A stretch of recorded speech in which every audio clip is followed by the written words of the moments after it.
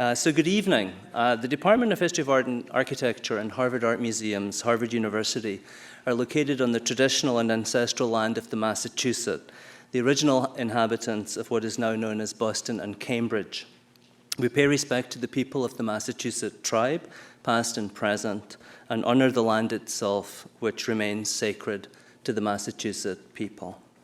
So good evening, and welcome to the annual Zerner Lecture. It hasn't really been an annual lecture for at least 2 years, so we're especially excited about this evening. I'm David Roxburgh, Chair of the Department of History of Art and Architecture, and I'm joined at the lectern by Martha Tedeschi, Director of the Harvard Art Museums. We're both incredibly happy to see you all here tonight, and for Christiane Baumgartner to have joined us after so many postponements and delays. We were much happier to conduct this event with Christiane here in person. At the first public gathering that's taken place in Menschel Hall since, I believe, the spring of 2020. The Henry Zerner Lecture Fund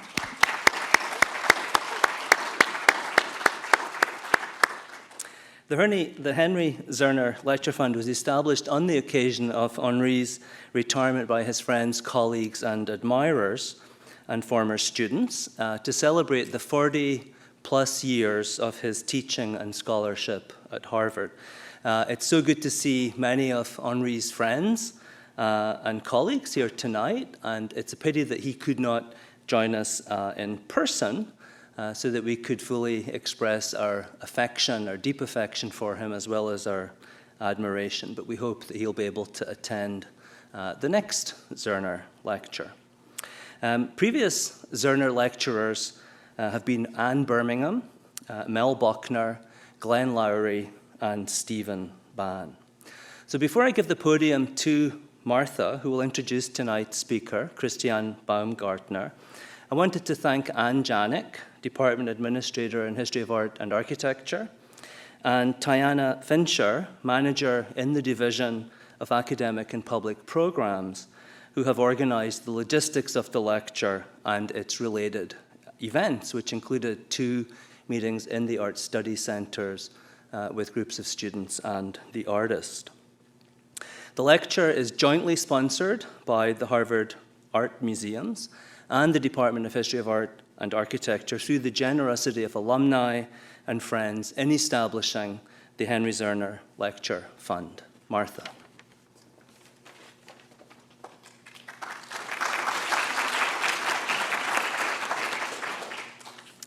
Thank you, David, and good evening, everyone. As David just told you, I'm Martha Tedeschi, the John and Elizabeth Moores Cabot, Director of the Harvard Art Museums, and tonight I am more thrilled than I can possibly tell you to finally welcome a live audience back to Menschel Hall and to realize our very long cherished hope of having Christiane Baumgartner deliver the Zerner Lecture, which she will do tonight, finally in person. So Christiane, thank you for bearing with us as we made it to this momentous day. I'm going to tell you a little bit about our speaker. Christiane Baumgartner was born and educated in Leipzig, Germany, where she lives and works today. She received her master's in printmaking at the Royal College of Art in London in 1999, and she enjoys a stunningly international career and reputation. As many of you know, Baumgartner is best known for the Monumental Woodcuts she bases on her own films and video stills. She first came to public attention in the UK in the East International in 2004, and a year later with a major solo exhibition at the Icon Gallery in Birmingham. She was included in the groundbreaking exhibition Eye on Europe at the Museum of Modern Art in 2006. Her major solo retrospective, White Noise, toured in Dusseldorf, in Belgium, and in Geneva in 2015 and 2016. In addition, Baumgartner has had a number of solo exhibitions at the Christea Roberts Gallery, the worldwide representative of her original prints, And there have been further presentations stretching from Quebec City to Hanoi, and closer to home here at the Davis Museum at Wellesley College in 2018, and at the Museum of Fine Arts, Boston in 2017. She's been featured in group exhibitions in Dresden, New York, Houston, Vienna, and Hanover, to name just a few. Baumgartner's work is held in over 50 distinguished public collections around the world, and I'm pleased to say that the Harvard Art Museums joined these ranks with a first acquisition in 2009, and then a larger group of prints in 2019. These are eagerly sought out by our student and public audiences, as you might imagine. I'm going to stop here because I know we are all eager to hear from the artist. Following her lecture, we will also invite to the stage Elizabeth Rudy, Carl Weyerhaeuser, Curator of Prints at the Harvard Art Museums, and Jennifer Roberts, Elizabeth Cary Agassiz Professor of the Humanities in the Department of the History of Art and Architecture, for a moderated discussion followed by questions from the audience. So now, please join me in warmly welcoming Christiane Baumgartner. Welcome, Christiane. Yeah, thank you. First of all, I would like to thank you, to say thank you to the Harvard Department of History of Arts and Architecture and to the Harvard Art Museums for inviting me and also for being so patient and because of this ongoing postponing of this talk. And I really was surprised that it now happened, because in Germany we are still having huge incidences of COVID, and yeah, it's glad that I'm here. And the last time I was in this area was 2018 for my show at the Davis Museum, Wellesley College. And I did bring a few photographs of this because it might be that some of you have seen this show.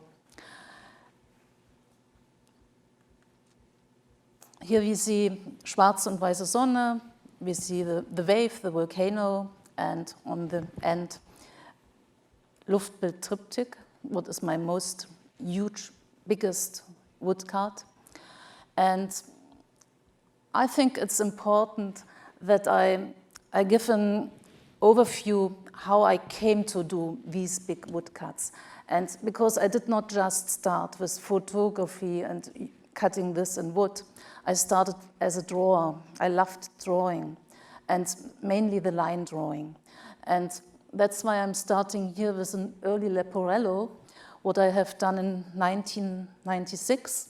I just had finished my master in Leipzig, and this is now, it's silk screen, print on both sides of a thin Japanese paper, and it's a kind of an artist book. And you see these kind of drawings, writings, something in between, and on the top and bottom there's this kind of code, and when you fold it together, the code appears as font. And for me, it was important to think about when do we read an I as a letter, and when do we see it as a drawing? Yeah? This question between reading image and reading text was what I was interested. And this is a small book I usually have in my talks because this is very important for me. I was still in Leipzig, you know.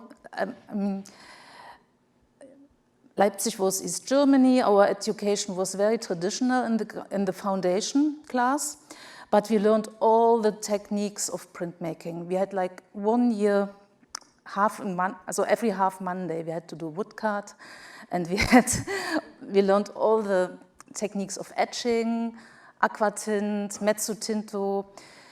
We did stone litho. We did certain techniques of stone litho and silkscreen. So this was actually really good. And then in the master class, it was like, now start what you want to do. Because in foundation, it was like, no, you are no artist, you just have to learn, yeah, the technique. But then, so the first year in this masterclass, we felt really struggled because we did not really know what do we want to do, yeah? And it was a long process to find out what I want to do and what I'm interested in. And this was actually after I had finished the masterclass, and you know, as an artist, you can stay in bed in the morning, yeah? No one asks this. You have to find your own thing or get this energy. And I had this little piece of wood, and it was out of the scrapyard, and I printed this on a sheet of paper, and then started to scratch in it here, and then further on, here I was not sure what I should do. I did little corners, then I thought, maybe I should get rid of them, and then I started to combine the lines, and got rid of the corners. And I'm sure you know about woodcut and reduction print, like Picasso done it on top of each other. And I didn't do it on top of each other, I did it on the next following page. And that's why the viewer sees the process. And I think this is quite interesting because usually the viewer sees the finished work. But usually the artist struggles or is not sure, and it's more about this. And here at this point, I then thought, let's cut holes in it, and then more. And I didn't really, here I still did not know where this will bring me to. And then I thought, okay, I'm going to cut as much information away that I still can keep an image, and that it looks like if it would be the same amount of information. So I first got a negative image, and now I got a positive image, and it's in the same, it's cut out of the same piece of wood. And then it was easy for me. Then I knew that I just have to get rid of the image. So, and oops, that was too quick. Yeah, because I was surprised myself how many images are in this piece of wood. Yeah, so this was for me really an important work because you can do out of nothing anything. You just have to find it. Yeah, it's more about finding than about investigation. And then I went to London to the Royal College, and this was actually also very important for me because I'm sure I would not have done the work I'm doing now without this 2 years in London. And the first work I done there was this, Ornament of Crowds, and these are overlaid tissue papers. I had print those 4 dots on the tissue paper and then put 4 sheets of tissue paper on top of each other and bound them around little MDF boards. And it started very organized, and then we got a bit of a chaos, and then we got an organized form again. And here's a close-up. And it was really not easy to do because sometimes I realized that, for instance, the order is not right, so I had to reopen them and shift the second layer a bit. So it looks now so digital, but it's all handmade, and it took me a few months. And while I was doing them, I thought of every point, and also I had the feeling that my work now becomes more and more reduced.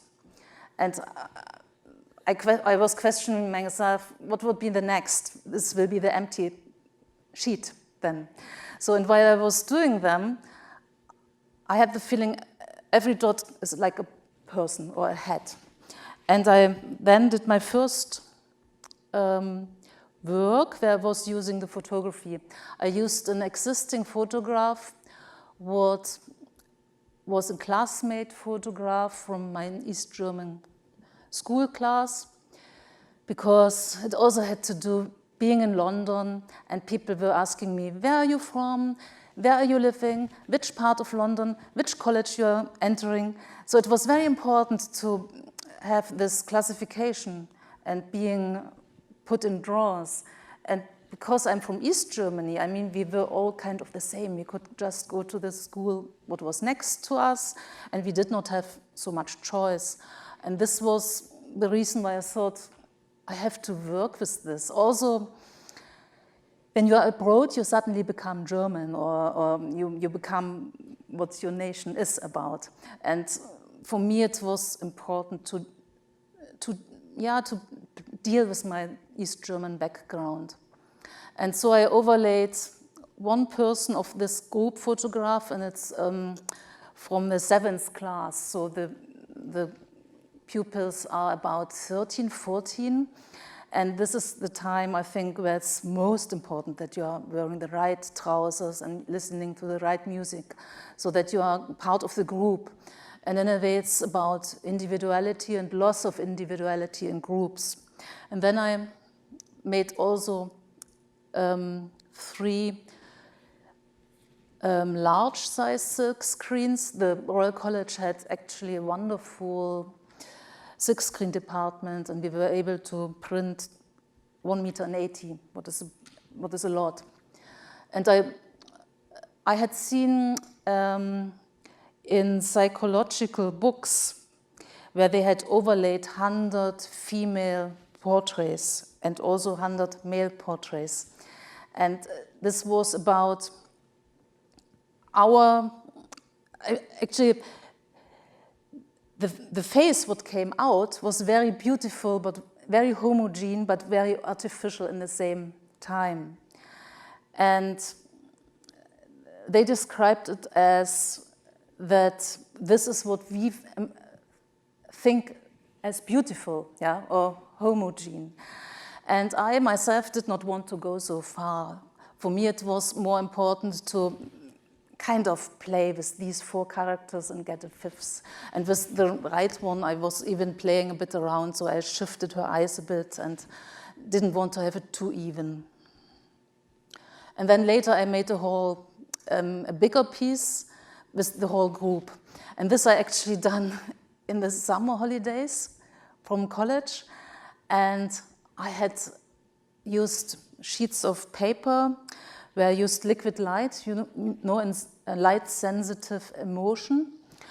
And then I developed it, enlarged it and developed it. And then I didn't like it. And I didn't take it to London, and I didn't show it to my teachers.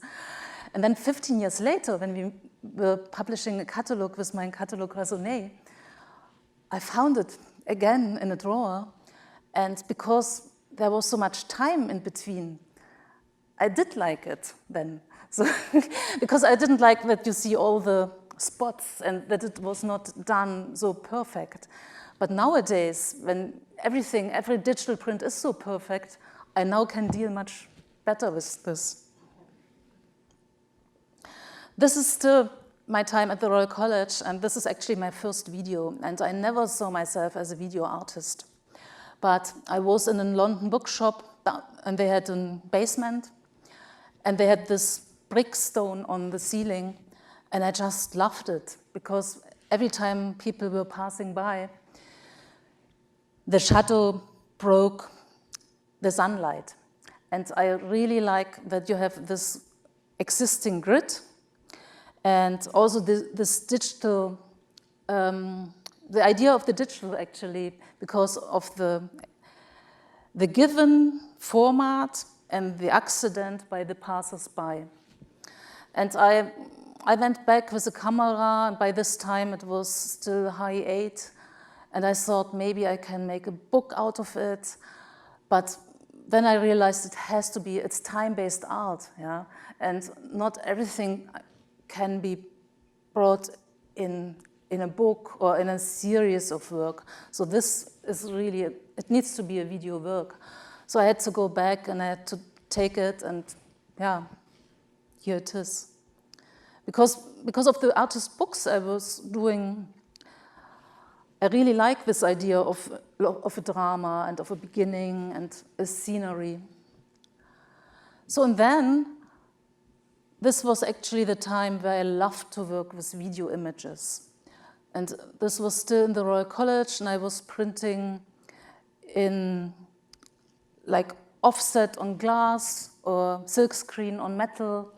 So because in Germany I had done all this tactile work with handmade paper and watermark in the paper, I felt I wanted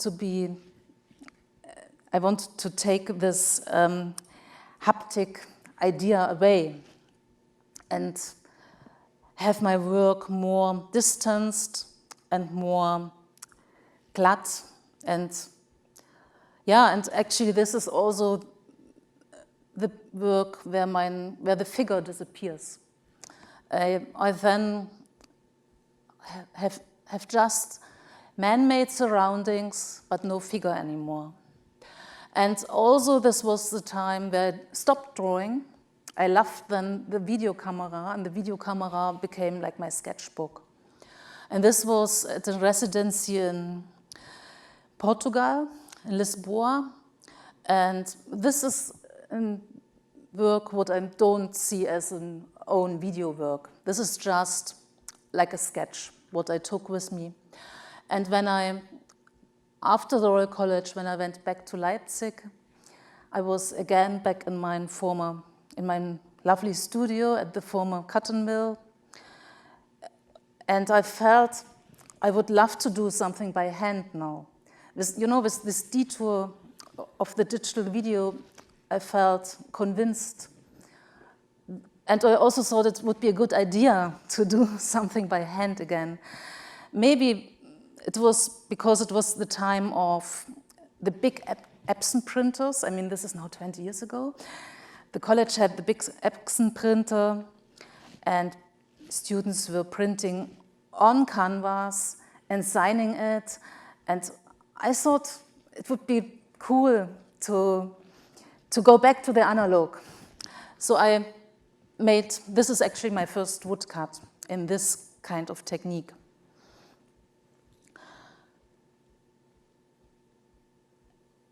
And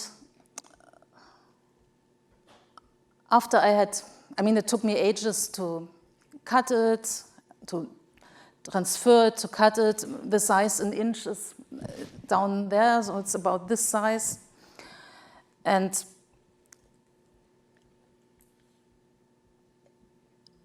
it took me actually like a year to figure out that I want to do it in the line grid. Because if you think, the first idea was video is a reproduction technique, and woodcut as well. And video, in a way, is the last and the quickest image reproduction technique. And woodcut is the most ancient and most simple reproduction technique. So if you need the next following video still, you just press a button. If I want to have a next following image, it takes me 2 more months. And then I thought it would, because I had done these artist books and working with fonts and typography, I really liked the idea of using the line grid because it feels like an information line, or like, we got 26 letters of the alphabet, Germans, English as well, and we have an own language. Yeah, it's amazing what we can create out of this structure, and it's so abstract as well.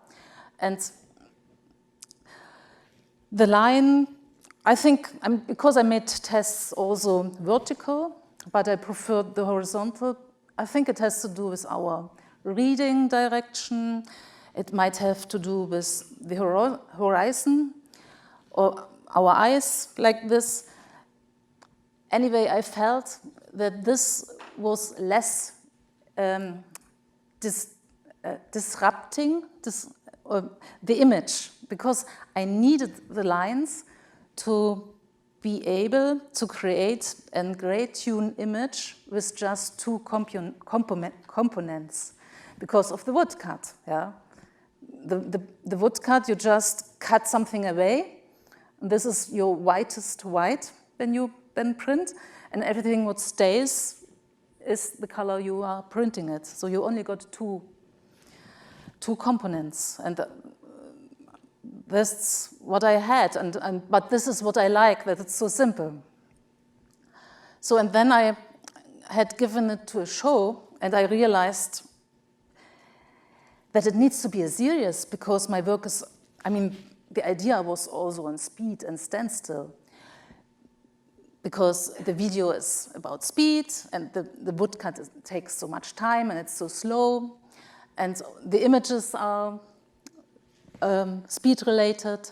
So I then did a series of 4. And I didn't really think about the time in between the images, but I just chosen out of the nice composition. So this is now the 4th, and there was building up a traffic jam. And I also did bring you, because this idea of the line grid, this did not come out of the blue. I had made work in between, what I don't like so much, but I think it's important that you see it. So this was in this year, when I kind of knew I want to make a video still by hand, yeah, and not using the photo process and printing it at silk screen or litho. So this was a New Year card, and I had used a nail and a hammer and put those holes in it, and it's printed on 2 plates, with 2 plates. And this is a bit bigger. But I was not so, you know, I mean, I put it in my catalogue raisonné, and I think it's important, but I was not happy. And this is, here I used a quote from Paul Virilio, what I think is very important. Yeah, and this is actually the same image, yeah. Yeah, and then I really was into this technique. I had not intended to do so much in woodcut, yeah. But then the next one was Transall. And Transall was a tiny newsprint image what I had cut out a few years ago and taken with me. And then I was at a residency in Ireland, and there I thought I should work with this image now. And I got me the wood what they had, and it was 2 meter by 60 centimeter. And I traced it all through with carbon paper. And when I had done this, the residency was over. So I had to send the piece of wood with the post to Germany, and it got a bit broken. And in Germany, I started to cut in this wood, and the wood was a nightmare. It was really bad wood. And this was actually in 2001, and then 9/11 happened. And then I even got more stuck. I thought, I can't do this piece now on airplanes, because everyone thinks of something else, and this was not my intention. I just loved this image. I loved that it's all man-made, but it's without any human being. And I loved these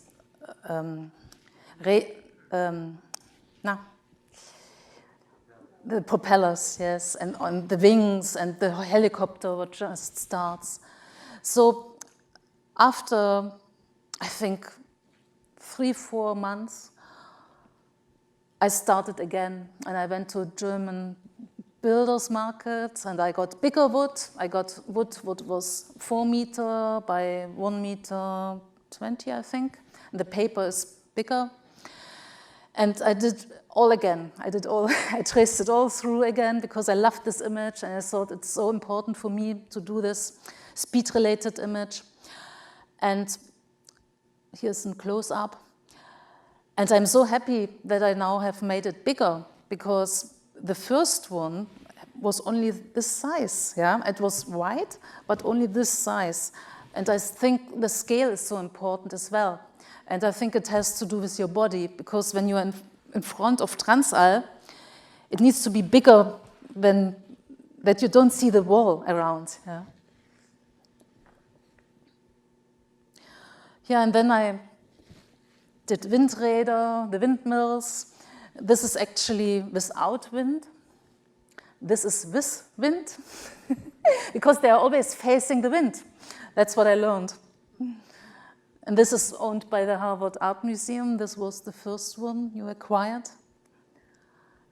And then I was using the camera in the car at the night. This is in Belgium. And this is the first piece where one sees the wood grain. I didn't know that the wood grain will be so visible. But because this is such a dark image, you can see the wood grain, and I did a diptych.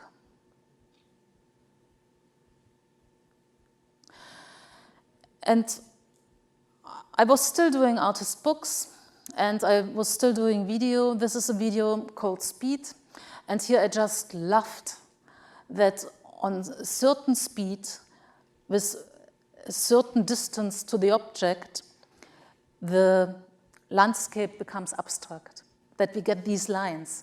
And I have the same amount of information, the same amount of color, but it's a different image.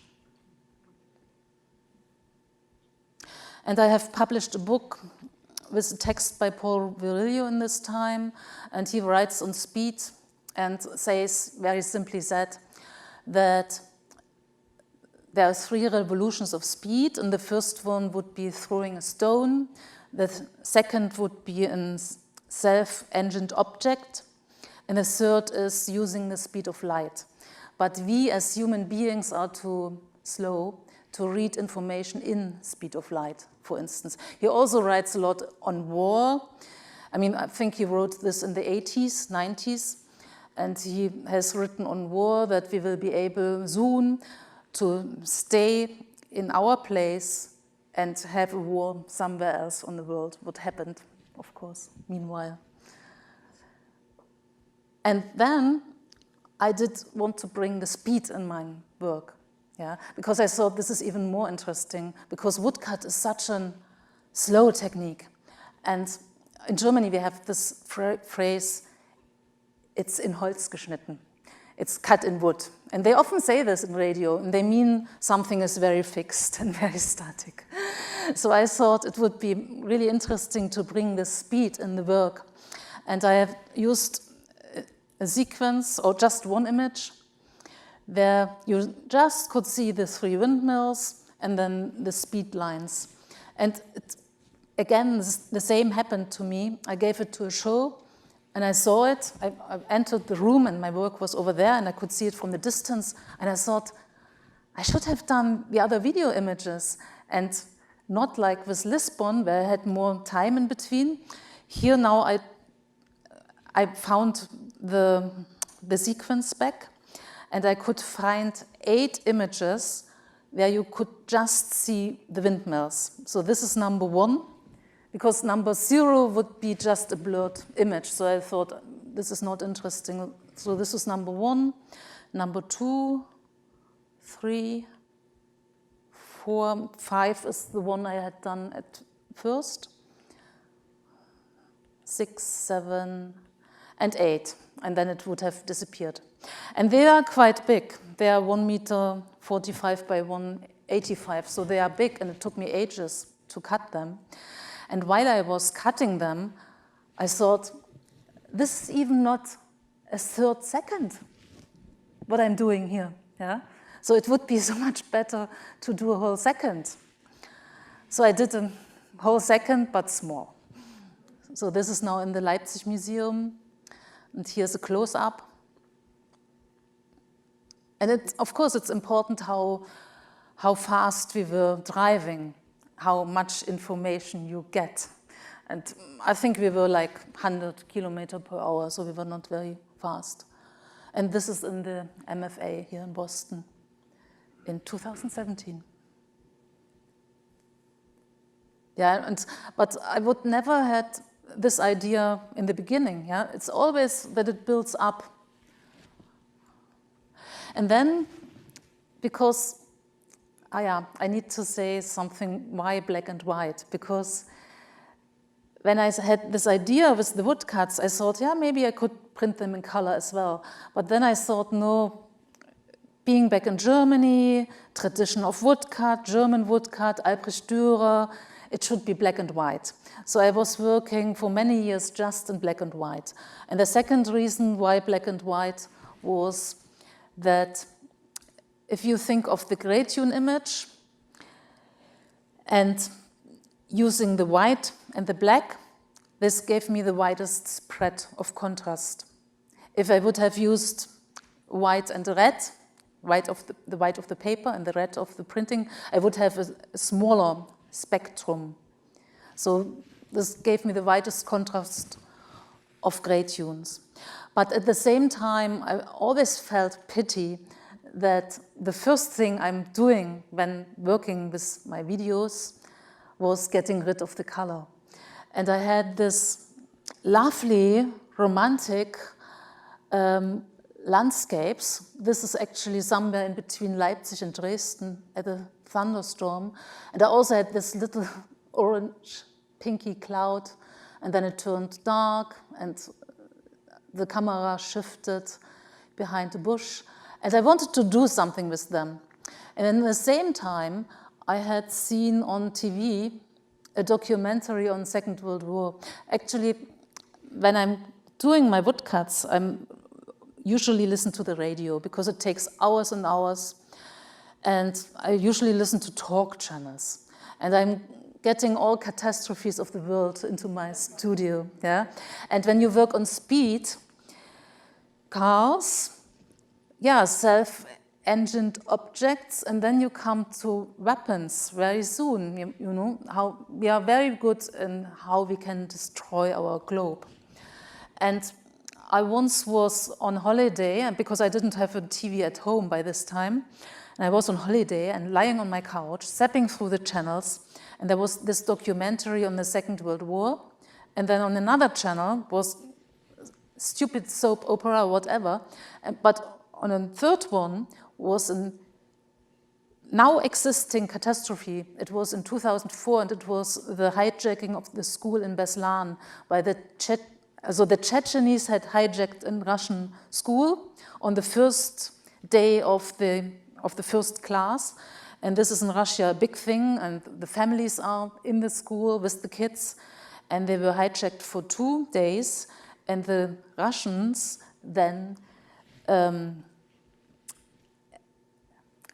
my English is not good enough. they didn't bomb in it, but they really came with weapons. Yeah, so that's why there happened. Many people died. Yeah, many people died. And you know, you are lying on your couch. You are in your cozy, protected world with chocolate or whatever, and you get the catastrophes of the world into your privacy. And because I thought this is crazy, yeah, and it's more about the media image or what the mass media makes with us, or how we see these kind of things through the protection screen of the TV.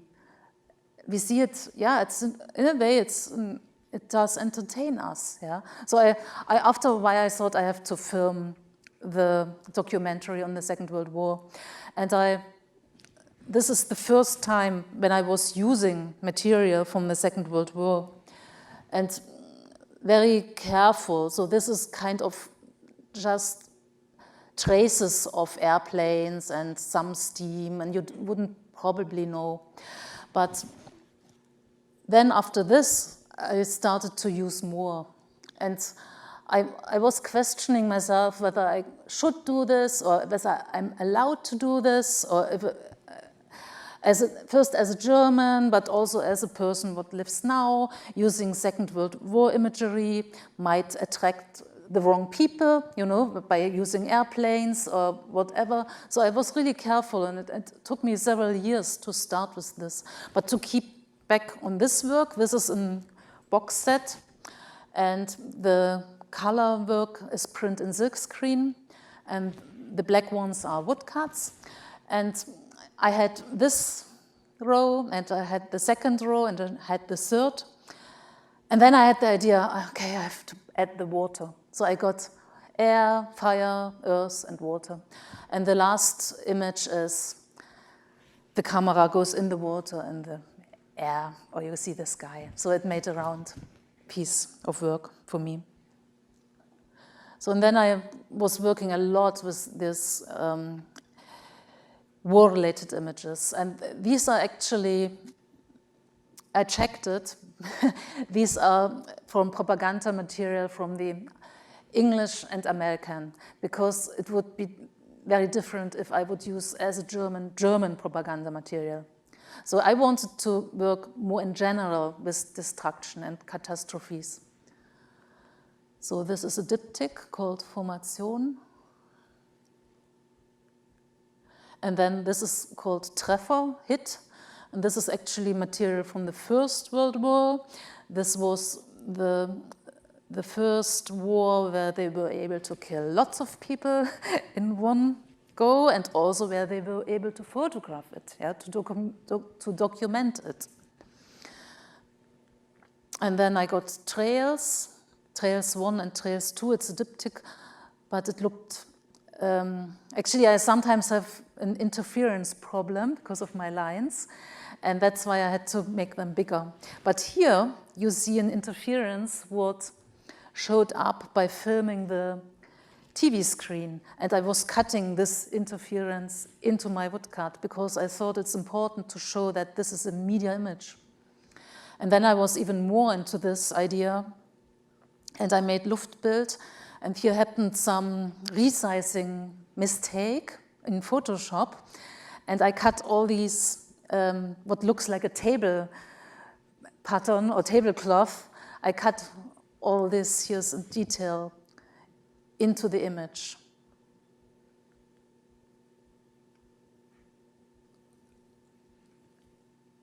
Yeah, and later I added the two side panels and I started to use color. I add this, Sanssouci. And I actually, because of Ukraine now, I thought I have to add a few more of these war imageries. And here, this is called Totentanz, Dance of the Death. And it's a jet stream of an airplane what was probably shot and falling down. But those airplanes used to have cameras on board. And I had the feeling that this cameras was gliding down on a parachute and filming the jet stream or the burned plane. And it was so organic as well, yeah. And in a way it was nice. And it was filmed in black and white, but I saw it on a color TV screen. That's why I saw it in these kind of colors, and that's why I wanted to have it in this television kind of color, and that's why they are print in two colors. Yeah, so is how I spend my days. It's very meditational, to be honest. I mean, the actual work, I sometimes question, when do I do the actual work? It's probably when I choose the image and when I decide which size it's going to have, and which frequency and which kind of color. And then I transfer the image onto the wood, and then I have to just to cut it. And I'm doing this by hand because it's important to get my mistakes, and it would not make sense for me to do it as like a laser cut. Then I would rather do silk screen or whatever, yeah. For me it's really important, especially also with Transal and these big machines, that I just do it myself actually with a kitchen knife. And so I have to be concentrated, but I'm open-minded. I can listen to the radio. And I really like this time because you are so much with yourself, yeah. And you have to be concentrated. And as soon as I lose the concentration, I just go home. And I did bring also this.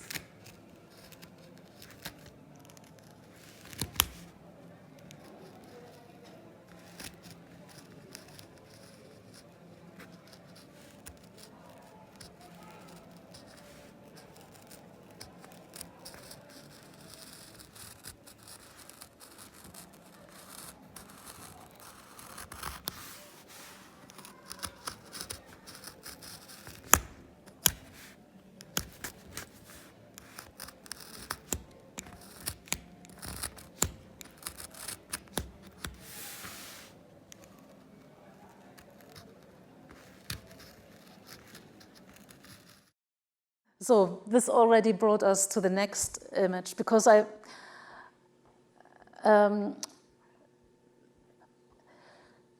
this is now not in war imagery. This is something I saw in Manhattan, and that's why I called it Manhattan Transfer, and it's an ordinary helicopter for tourists. But because it's behind this fence, and the rotor blades are so close to the fence, and they had something really aggressive, these helicopters going up and down and like little animals. And I had taken the photo years ago, but then really wanted to do it.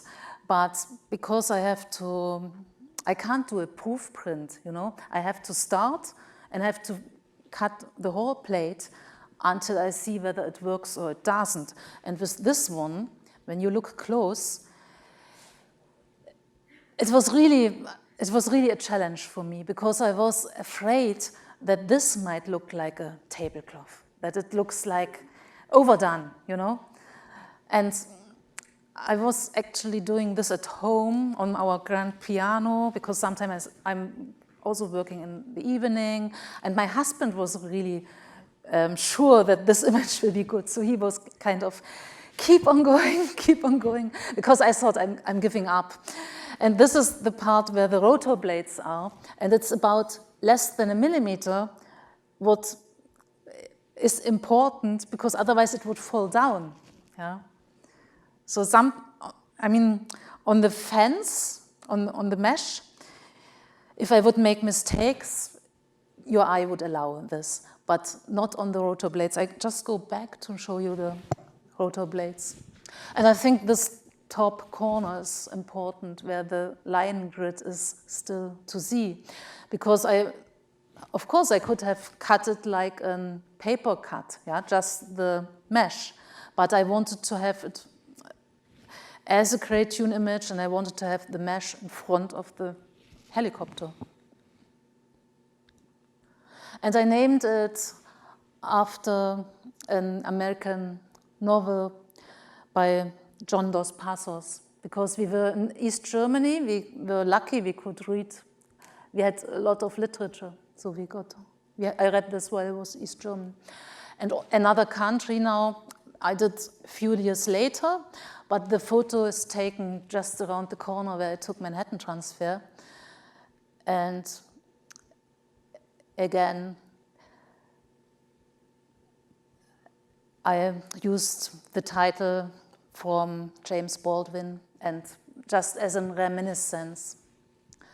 And I like how this is between light and dark and positive and negative, and this is you see a bit of the Statue of Liberty. And actually this was also the time, I'm doing woodcut, and it has to do with speed, but in a way I'm playing with the image and with the perception of the image, and also with the eye of the viewer. And when you think I was using the speed lines, I was using the mesh, what is kind of a pattern in the image.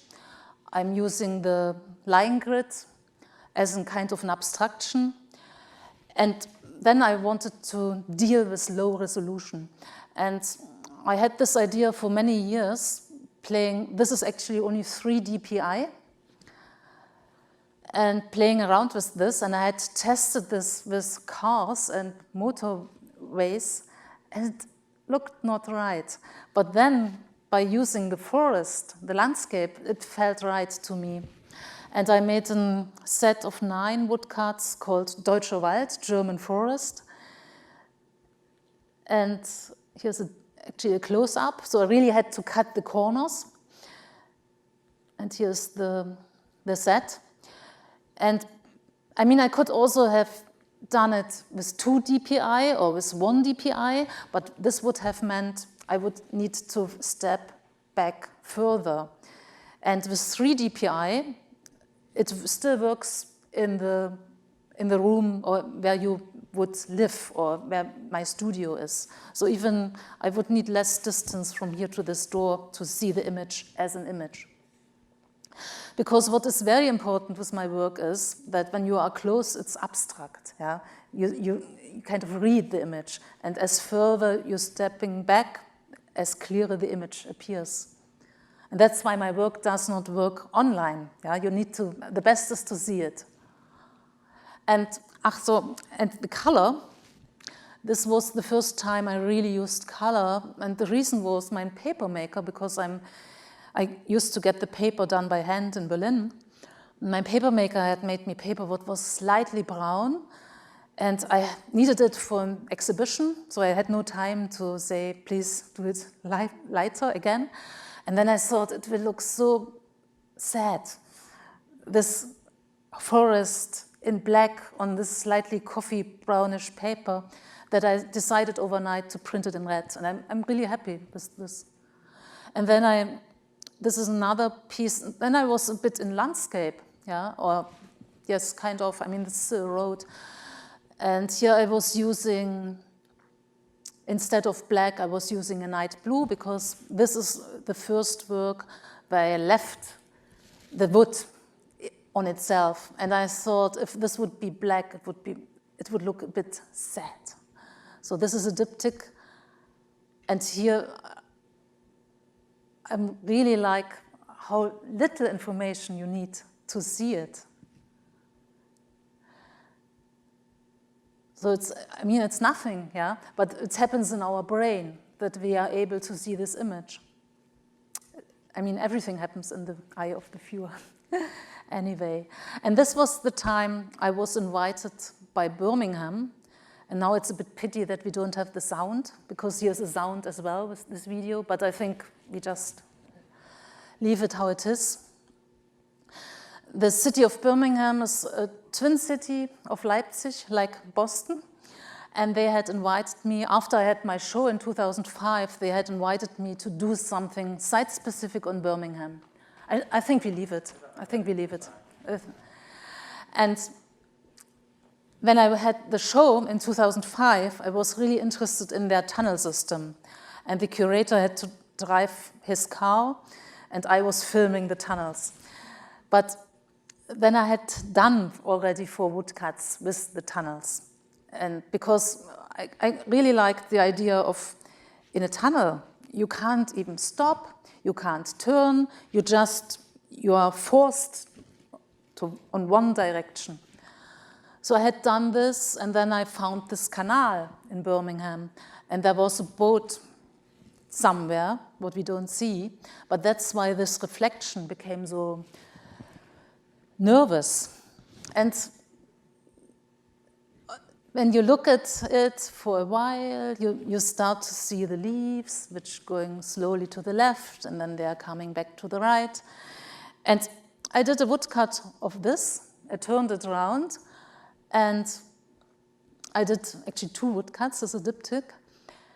And I see them so much as female figures. I don't know if you see this, but for me it was so organic. And when you now remember the little book I showed you in the beginning, I see these lines related to it. But this might be just my own intention. And the area was actually called Lady Wood, so that's why I called them Lady Wood. And here's a close-up.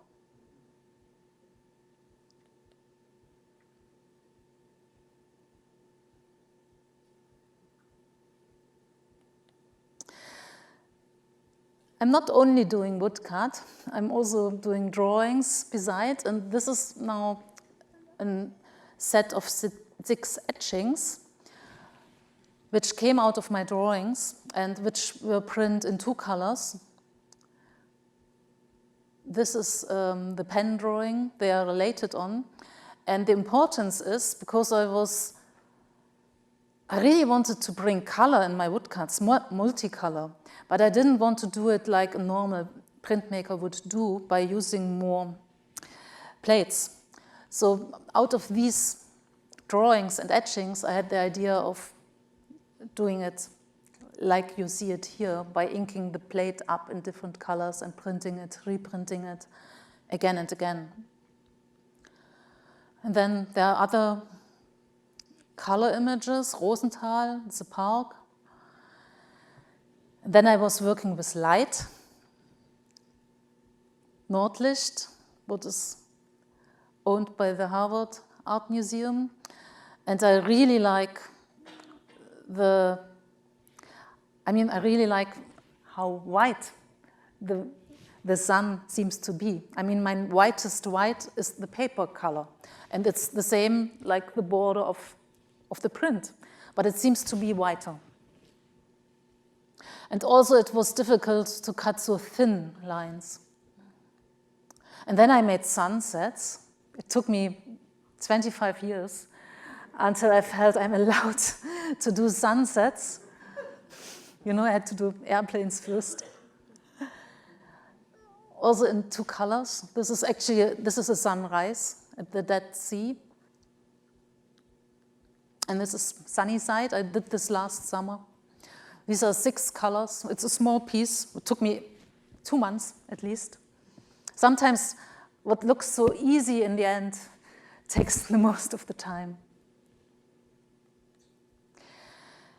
And the wave is an image someone had given to me many years ago, and it felt not right. But then years later, when I was working with this incorporeal ideas, I thought now is the time to do the wave, and as a reminiscence to Hokusai, and also of the idea of course, of the rising of the sea levels and the global warming and nature and everything what's in it, and the flood, but also the renewing, yeah? It's in destruction by the nature and in renewing in the same time. And I think a year later or in the same year, I date them when I sign them. So sometimes I'm working for 2 years on the plate, and the finished piece gets a year what might be not 100%, right? So in 2018, I did the volcano, and this was an image I found on the internet, and it's just of the ash. But this one I really wanted to do in multicolors. And here's a close-up. And because I often know when I'm cutting or when I'm choosing the piece, whether I want to do it in color or not. And this one, I was really struggling with mixing the color in the right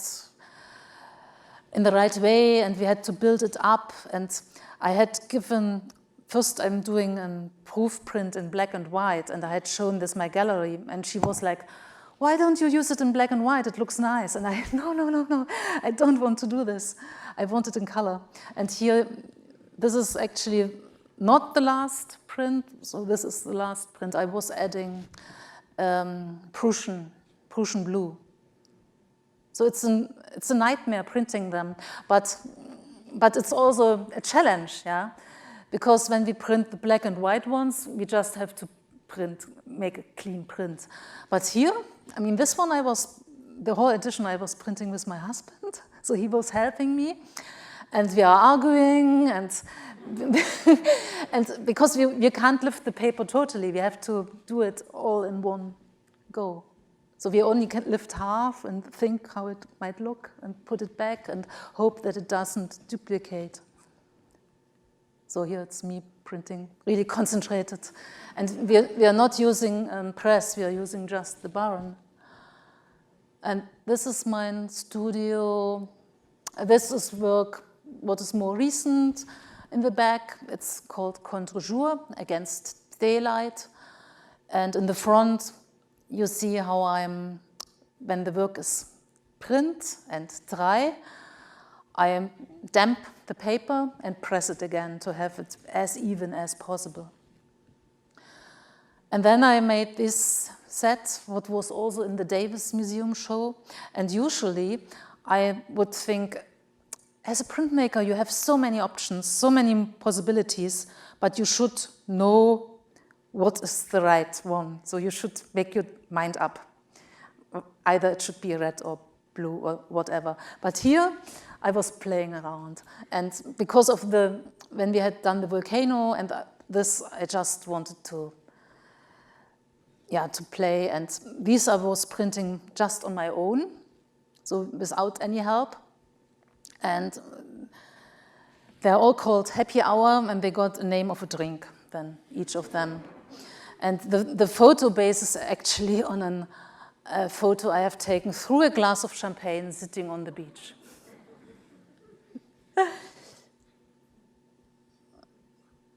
And I also, when I did those, where's the pointer here? I was really into these kind of lines. So in a way, I did kind of a drawing from the back. So I did not do proper printing like a master printer would do. And these, and this one. And while I was doing them, I thought, do I still need my carved wood? Or can I just do it without the carved wood? Will I still need it? And I made some pieces, small, this size only, without the carved wood. The wood is still there, but not carved.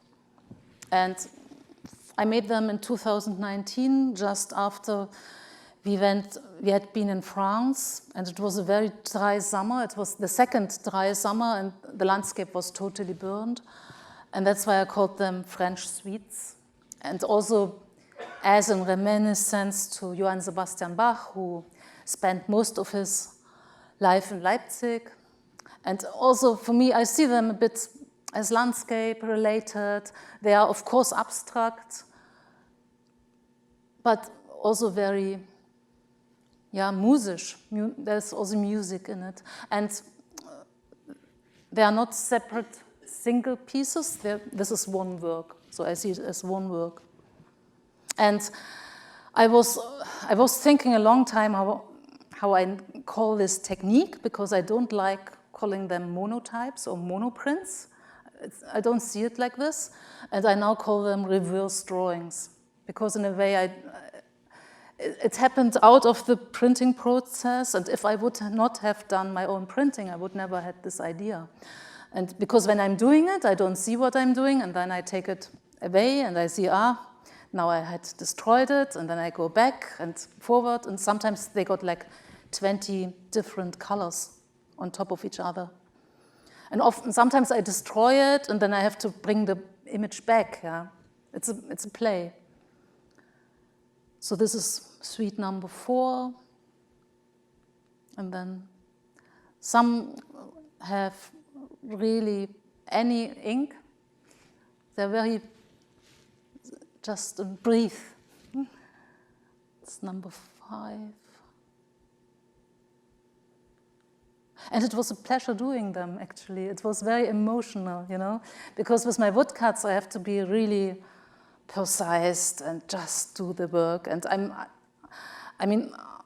I need to be sure about what I'm doing, and I love it, because I'm sure the day when I would lose my pleasure on the image, I would stop doing the woodcuts, because it's really hard work. But this was just a pleasure. I love this. And this is the number 4. But at the same time, I really like them. I go quick back to number 4, next to the black and white woodcuts. And I think they kind of fit together. And this is now a piece of work I was invited to do, or I was not invited to do this one, but I was invited to go to Quebec for the Quebec City Biennale in 2019. And they had invited me in 2018 for a short residency. And the curator had told me that they got these waterfalls. And this was the time where I had made the volcano and the wave, and I thought, okay, waterfalls, sounds interesting. And then I went there and took photographs of the waterfalls, and this looked like postcards. It looked like already done, yeah? It was really difficult to deal with this. And so I kept it for half a year with me, and it was 2018, this was the time we were organizing the Davis show and making the catalog, so I was busy with other things, but then it was really only a short time left. And then I had this idea of concentrating not on the vertical, rather on the horizontal. And here's the second one, and then here you see the whole installation. So for me, in a way, the silver line became more interesting than the falling water. But of course, I also loved the sound, this ongoing sound, what you can't stop.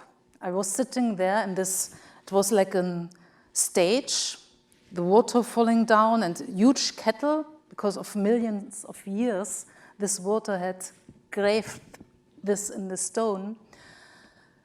And yeah, it was a bit like a maelstrom or like a hellmouth. So it was really a very impressive experience for me. And also, I mean, we as human beings, we destroy so much on our globe, but I think it will stay, even without us one day. So, and this is actually now on view in your country, in Washington, in the organized at the Museum of Women in the Arts, but because they are refurbishing, it's in the Katzen Art Center, and it's out of the collection of Jordan Schnitzer, who is a big print collector from the western of your country. And this is now the piece I'm going to close my talk. This was the last work I had done before pandemic, and it's an image I took from a ferry. We were on the way to an island, and you don't see the island, but you see where the clouds are more concentrated, and this is where the land is. And this island is in East Germany, and it's actually my dreamland. And that's why I called it Wish You Were Here. And then the pandemic happened, and it was kind of it suddenly sounded so obvious that I had chosen this.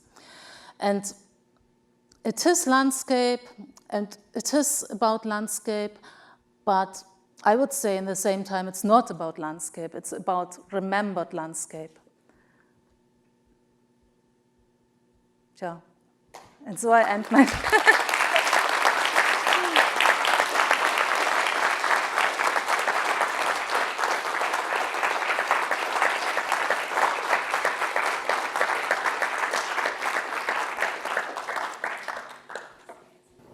I haven't had my mask off in a Harvard building until now.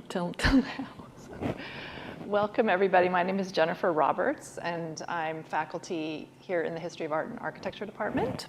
And this is Elizabeth Rudy, who's curator of prints here at the art museums. And we'll just be doing a very short, moderated discussion with Christiane, and then we'll open it up for a few questions. We have roving microphones, is that correct? Okay, good. And I'll just start by welcoming you again, Christiane. It's such a thrill. Such a thrill to have you here. As some of you know, I'm a super fan of Christiane Baumgartner and her work. One of the main reasons that I became a print scholar is because of her work. So that's totally true. And I'm just thrilled to have you here.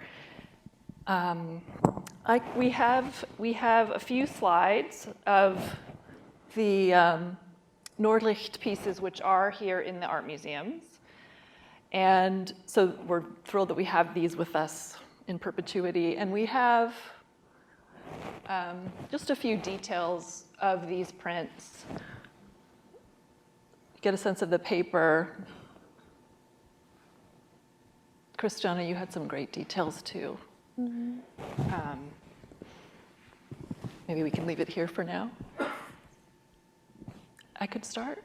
Yeah, so one of the things that really most amazes me about your work is the way it manages to be both precise and elusive. You're using a knife to create things like mist and blur and sparkle and the slightest sense of a waver in a video image. And it's one of the many ways in which your work seems to be both about grasping something in the tactile sense, but also recognizing that it can't be grasped. You know, like I feel like your work is actually, it's literally hard to look at because it vibrates so extensively in front of your eyes. And this is kind of a harder to sense on the screen, but when you're in front of her work in person, your eye cannot settle into it. You never really feel like you have it. So I wonder if you could maybe tell us a little bit about how you navigate that paradox in your work. So when you're carving a piece of wood and you're at a point that you know you're trying to carve some blur, do you have to make special allowances to preserve that sense of softness, even though what you're actually doing is making a hard cut with a knife in a piece of wood? I loved what you said about how careful you had to be about capturing the helicopter blades blurred. I just wonder if you could say something else about that. Naja, I got my studio where I do the wood cutting, but I also have at home a space where I got the computer and a huge door, and I got little magnets on top of the door, and I put A4 printouts there. And then I'm sitting here on my computer, typing my emails, but can look all the time at these printouts. And this is actually the time where I decide whether this is an image I want to work with or not. So this is, I think, very important, yeah. And sometimes I'm doing a big printout, but usually I just do it in A4. And then it's about seeing and your eye. You know, as an artist, you should not say too much. You should leave space for the viewer. And that's why your eye wants to grab a bit and then walk around, but not being said everything. And I just use the time, and also I do sometimes these printouts taken to my studio and fix them there on a wall. And by passing by, and I decide whether I like it or not. And then when I do the cutting, there are certain images where bits are very important, so I have to be very constant or very precise, like on the rotor blades, or with the windmills, what we had to look at yesterday, that they're really straight and not going like this. But then there are many parts, like with bushes or trees. It doesn't really matter if I cut a bit away. It doesn't. So these blurry spots are actually places of allowance where you can free yourself, perhaps, from... Not always. I have one piece. This was made for the Swiss Graphic Society, and there are very blurry spots, but there is something underneath, and this was very important that the blurry spots are really good to see. So it's not, it really depends on the image. Yeah. You've both used the word frequency or visual. Can't hear me, sorry. There we go. I'll just go like this. You've both used the word frequency in describing the tenor, the way that these woodcuts resonate in the viewer's mind, which for me is very evocative. I love that. But I wanted to ask you about the notion of suspension of time. When I first saw the Nordlicht series, it was at the Davis show, and I just loved from across the room that there was this sense that I was in this privileged space where time had stopped, and that I was moving through the time that was elapsing between each of these prints. And then it was this extremely emotive but privileged view. And I was wondering, over the last 2 years, where everything has felt stopped and suspended, and we're out of sync somehow, sort of what kinds of images you're drawn to and are thinking about for your next projects. I'm working now, or? Yes. This is actually a difficult question, because the danger when you talk about work what is not ready, because when you bring it into language, then it's like you describe the work already, and it's a language piece. So I want to keep it secret. Sorry. Yeah, I would say too much. I want to bring the piece out, and I am working on something, and it has to do with pandemic, but on a very brighter level. Not really. I mean, it will also work in 10 years' time when we hopefully don't think about the pandemic anymore. But I had this wonderful image, what I'm not telling you. And actually, I had made it last summer, finished it in December,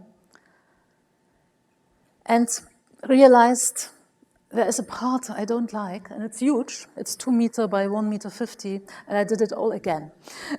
So I just finished it, I think, 3 weeks ago, and now I really love it.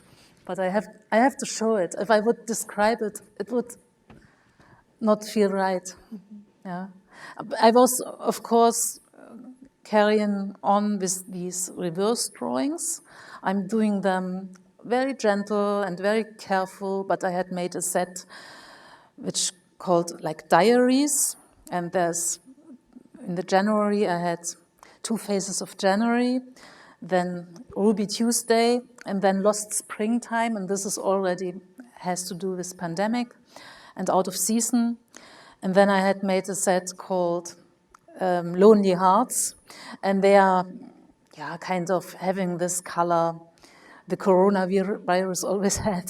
So you could see a bit of this, but this is finished work, you know. I might just follow up on Elizabeth's question about suspension, because that's very much, I think that's such a powerful word for thinking about the way time works in your images, and that you never can feel synchronized with one of her images because you're always being suspended between the incredibly slow time of production and the fast time of the image capture, and even the extremely slow time of, say, the growth of the wood that provides the grain structure for the image as well. So you're between this incredibly slow time that's beyond human comprehension and this fast time that's beyond human comprehension, as if time is sort of flowing out of you in 2 directions. And I wondered, I was struck by what you said about the experience of working. You said that you felt most like you were working when you were choosing the image, and then while you're actually cutting the block, it's as if you're somewhere else and floating into the radio. And I just wonder if there's ever a point in these images that you feel that you're present with the image. No, I think it has more to do with the printing process. Oh, really? When I finish it, when I'm doing it. Yeah, that's how I feel. So it's at the printing that it... No, yeah, especially when we do it in color. Yeah. I mean, of course, I'm doing a print out onto the image, and then sometimes I cut the positive away, and sometimes I cut the negative away. It depends on how much tuner I want to waste. Yeah, and sometimes I shift it in an image, and of course, when we print the first print, when the plate is white and we ink it up, this is brilliant to see the image, and then I see whether it works or not. Right, because you don't ever see it until you pull it. No, that's right. That's something that's worth remembering. Yeah, and it's also such a tactile process because every single one is printed by hand, and usually they're in very small editions, right? Maybe 6, 5 or 6. Between 3 and 6. It depends on the size.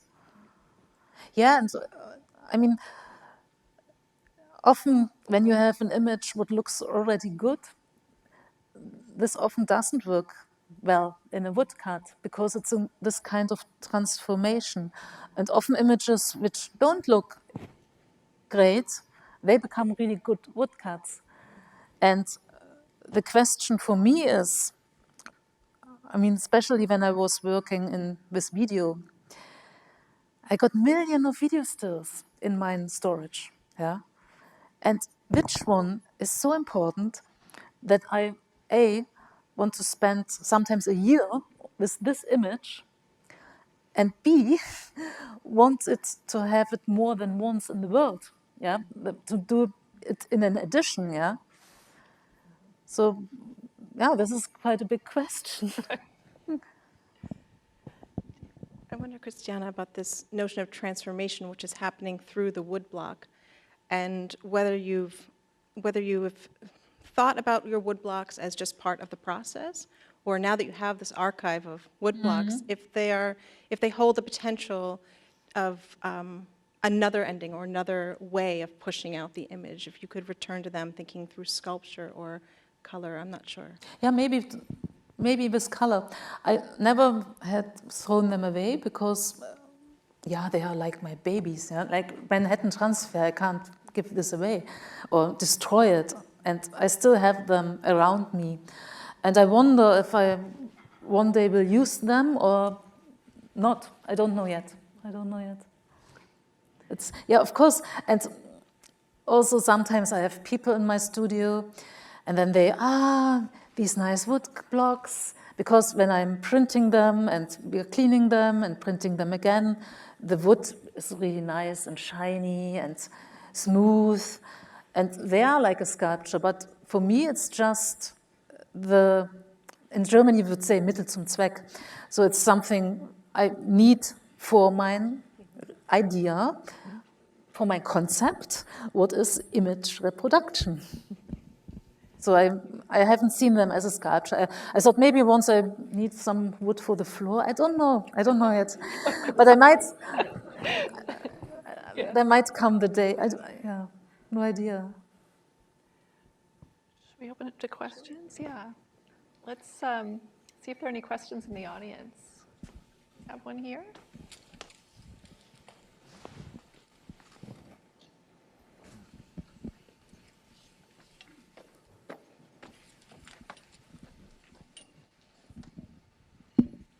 Thanks. Thank you so much, Christiana. Yeah. I really appreciated hearing you talk about your work.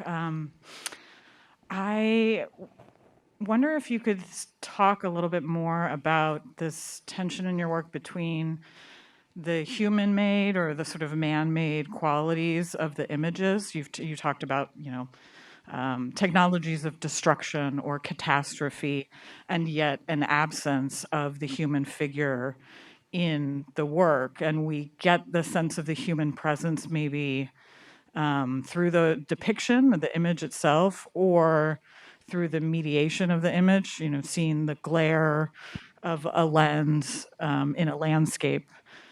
And I'm wondering why you want that removal of a visible figure, and yet it also seems that with your monumental woodcuts, you're thinking very much about the viewer's body and their presence and relationship to it. So I would just love to hear a little bit more about your thoughts on that. I mean, I did not decide that I want to get rid of the figure.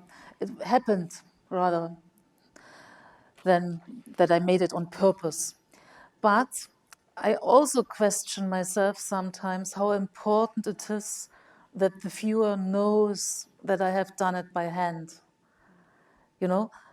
Because I think in a way the work should work by its own when you give it in the world. And you don't need to read a long text and see, she has cut with this kitchen knife.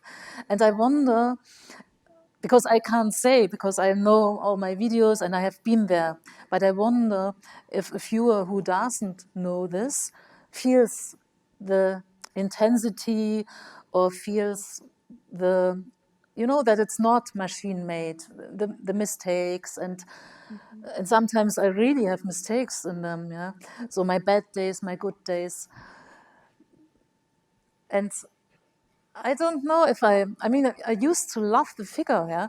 I used to do so many drawings, mainly of the female figure, and I love this form and this shape, and I'm surprised myself that I'm working so many years now without the figure. There might come the day that when I use the person, but when I work, I don't decide my concept. It's more that I find images or I carry images sometimes 10 years with me. And now I have all these sunsets and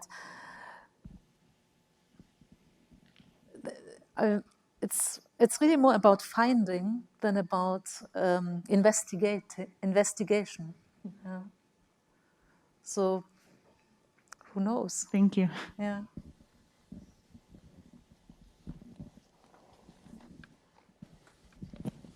I have a question here up front.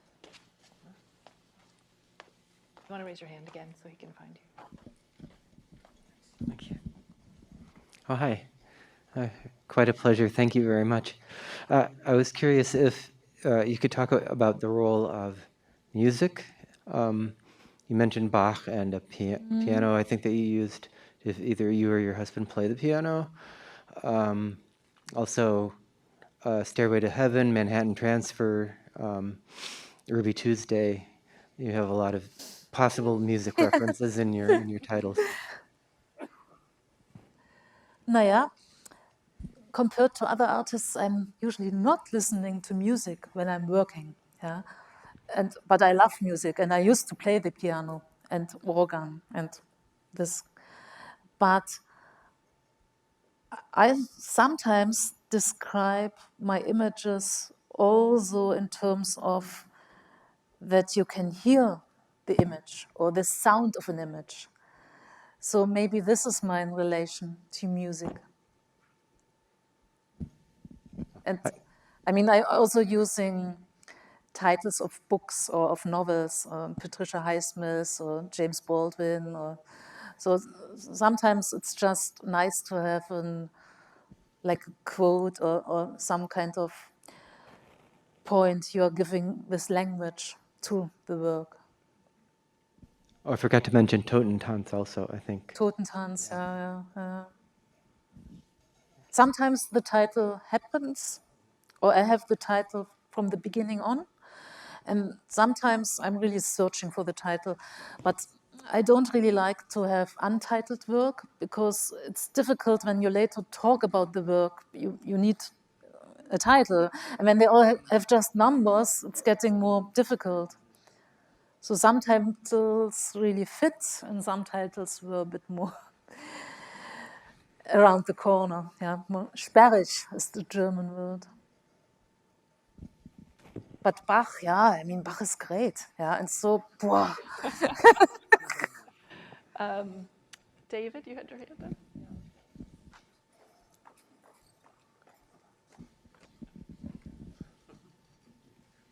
Thank you. Thank you. Thank you, Christiane, for this really fantastic talk. The image of you in the woodcut was such an, I mean, you had talked about the scale of the body in relationship to the format of the prints, but I'd never quite imagined that you would be lying on one of the woodcuts. So I had two questions. One it's related to the scales of time question that Jennifer has asked and the ways in which time is figured in your woodcuts in all of these different ways. So kind of a question on that topic would have to do with the points at which you decide that you will make a series of images. Mm-hmm. And I wondered if you could explain your thinking around that choice. And then the other question, you talked about hokusai. Yes. And you Dürer, of course. And Yes. we all think about the importance of the woodcut in German art. But I wondered if you could talk about some of the other artists whose work you think about or have looked at, because Yeah, you're actually the return to right. the analog and the ways in which you are making analog images, but out of images produced through different kinds of technologies is, of course, something that other artists in the last 30 years have been working with. And I wondered if you could, if you think about their work, or if you could. No, talk actually, I about that. forgot to say. When I first saw the woodcuts of Franz Gertsch, I don't know how known he is here, but he has made huge photorealistic woodcuts of like engraving, yeah, by putting little holes in the plate, and they are huge. And I saw the first ones, his Schwarzwasser, in the Kunstmuseum in Bern, in Switzerland. And I was really moved by this. I was kind of falling on my back. Because I always wanted to do a big woodcut, but I didn't know how to do it. And then I saw that it's possible to do it by hand. Yeah. And I loved his Schwarzwasser and his faces, his portraits. I think they're tremendous. They're great. And of course, I mean, I do like Richter and Polke and all these, Fostel, and who played with images and with photography, and Ed Rocher. And one of my favorite artists is Kentridge. I love his movies and how he used the rubber gun and how he plays around. And I mean, he is now an older person, but he is so alive and he's so playful. Yeah, it's such a pleasure seeing him doing this work. I once saw him at a talk in Basel, and it was just great. Yeah. So, and your first question was about the time, Yeah, the well, sequence. you know, the in some series? instances, you're producing a series of images. Yeah, I don't know why. I have single images, but often I have a series. And also very often, like with Schwarze und Weiße Sonne, I decide to do single images, and then I have them. And luckily, they had not been sold separate. And then I decide, no, this is becoming a series. I don't know why. I just like this. Maybe because it has to do with using a still image and trying to bring the speed or the idea of speed and passing of time into it. And you just need the sequence or the series. Maybe it's this. But also I like when you see little differences between them. And I love Tarkovsky movies, yeah, and how much time or how he can hold the tension in just showing a glass of water what starts to move, and you are not getting bored. Yeah, you can keep this tension, and I really like this.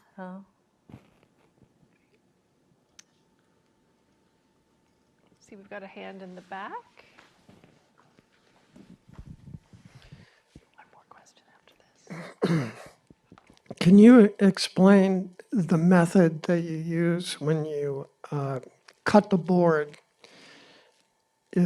Or have you already laid down an image on the board that you're then cutting across and then subsequently adding color, some type of paint?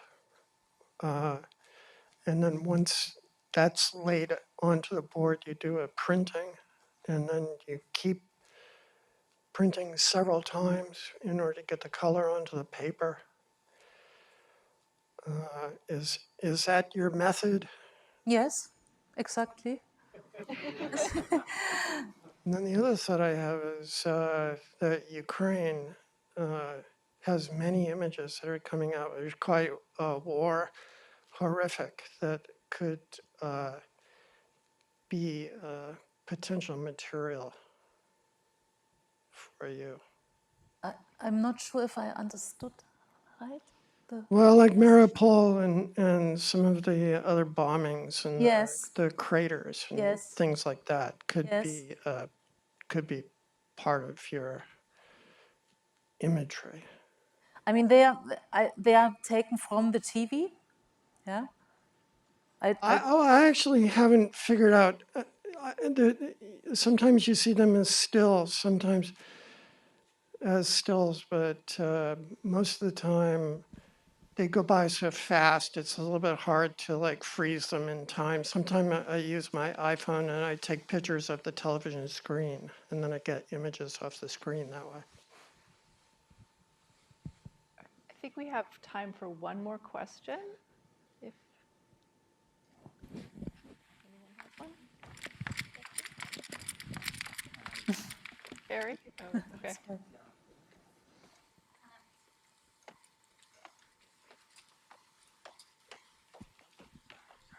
Very quick question. I was wondering if you could speak for a minute about what's your relationship with wood? With wood? Yes, with wood. Yeah.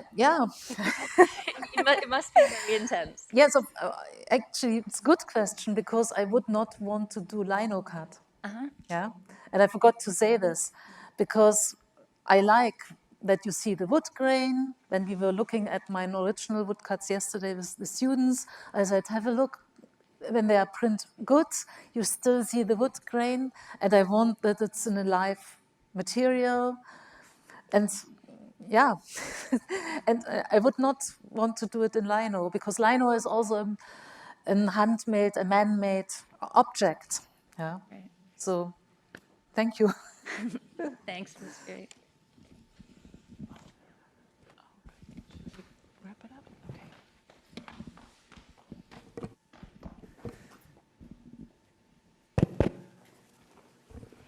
So I think that brings this evening to a close. I'm feeling that it's probably polite now to take our speaker to dinner.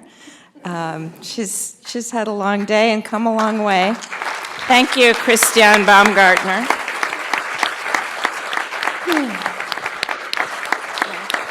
Yeah, thank you. Thank you for coming.